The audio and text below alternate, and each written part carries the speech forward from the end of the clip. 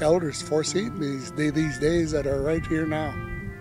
They said there's going to come a day when you're going to fight over the last drop of water.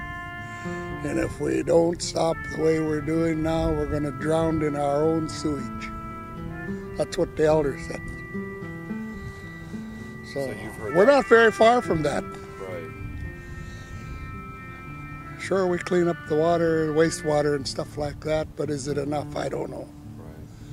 Because your sea life is the water we put back into the system. I don't know whether it's really clean or not. I'm not a biologist. Yeah.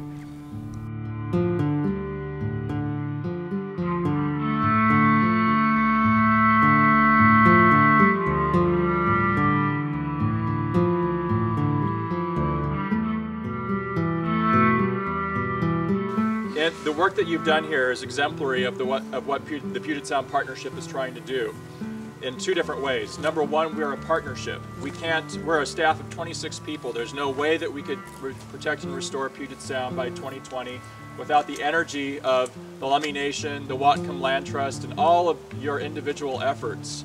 The communication is getting better, I'll say that. And it's taken a lot of hard work on the tribe's behalf to get that communication going. But Governor Gregoire has been very respectful and sincere in her efforts to bridge those gaps where there were gaps in our communications. We're all after the same thing, preservation of the resources and the land and development control. It's just an ongoing battle against the developers. I wouldn't say against the developers. We're not saying don't develop, we're saying develop responsibly.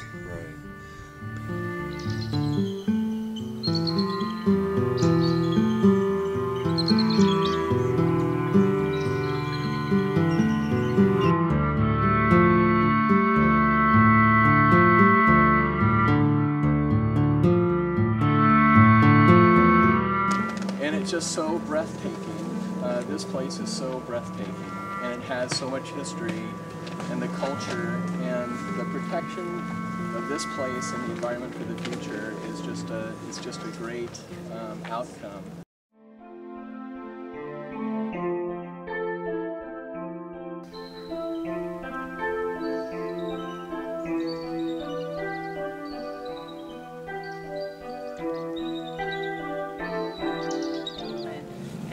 It's a beautiful piece of property. The ecological and cultural values that are here are maybe almost unsurpassed in Puget Sound, and the Fish and Wildlife Service is very honored to be a partner with the Land Trust and also with the Lummi Nation.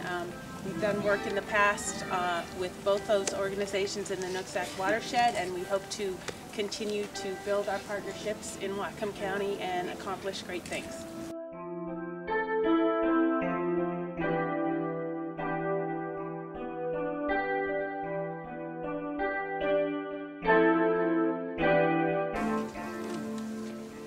We're just thankful that all the people felt in their hearts that this property belonged to everyone. That no one will be locked out. No one will be driven away from this beautiful, beautiful property.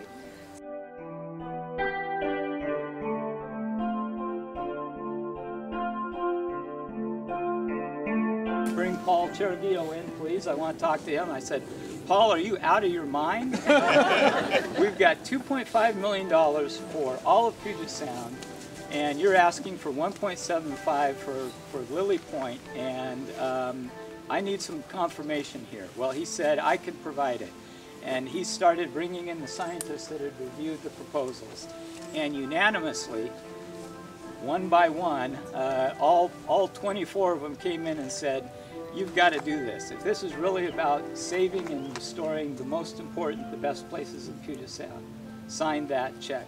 So, we're here.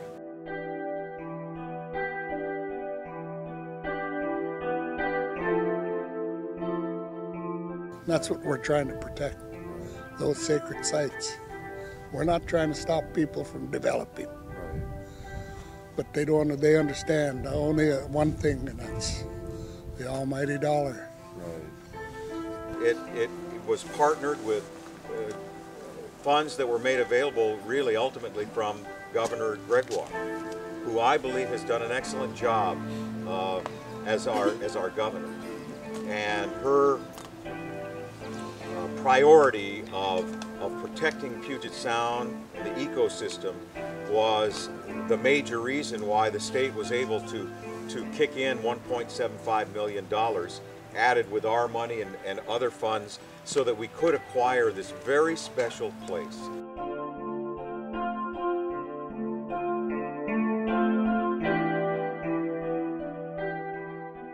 The more people that we've talked to about it at the beach at Maple Beach and up here on the cliff in the snow and in the rain, we still had people here wanting to know about how we could save this area. And so it was really important, I think, not just to Point Roberts residents, but to the whole Delta community of Ladner and Tawasin and extending into Vancouver, that this area that people use as a summer recreation place, but also a weekend recreation place.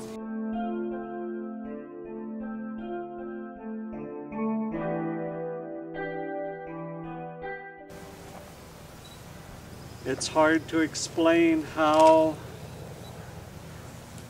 we feel, because we know the history of the land.